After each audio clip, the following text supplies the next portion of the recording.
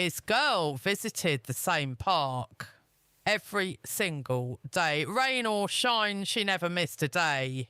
At first, people thought it was just a habit. It's something normal, something forgettable. But then they started noticing something strange. Every morning at exactly 7:15 a.m, she would walk down the same quiet street, wearing the same grey coat, holding a small paper bag in her hand. She never looked at anyone, never smiled, never spoke. And she always went to the same place, an old park, almost forgotten by the city. In the middle of that park, there was a wooden bench. And that bench was where she sat every single day. At first, no one paid attention, but after a few weeks, people began to notice. She wasn't using her phone. She wasn't reading anything. She just sat there, staring straight ahead. Sometimes for hours. It didn't make sense. One day, an old man walking his dog finally got curious. He looked at her, then at the bench, then back at her again. "Why does she come here every day?" he whispered. But no one had an answer. Days turned into weeks. Weeks turned into months. And she was still there. Same time, same bench, same silence. Until one morning, someone decided to find out the truth. Her name was Emily. She had seen the girl too many times. There was something unsettling about it, something that didn't feel right. So that day, she followed her. The girl walked as usual, slow steps, head slightly down. Emily kept her distance, quiet, careful, watching. Step by step, they reached the park. The girl sat on the bench. And then, something different happened. She opened the small paper bag she had been carrying every day. Emily moved a little closer.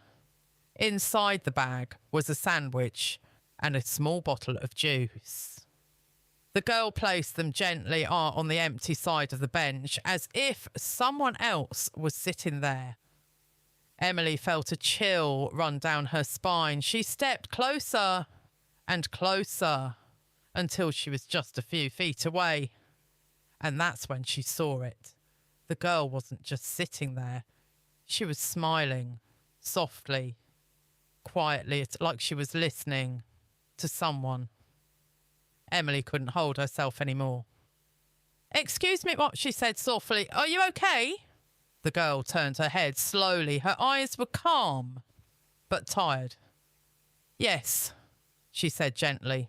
"I'm just having breakfast." Dates. Emily looked at the empty space beside her. "But with who?" The girl paused. For a moment, everything went silent. Then she looked back at the empty bench. "With my brother." Emily's heart skipped.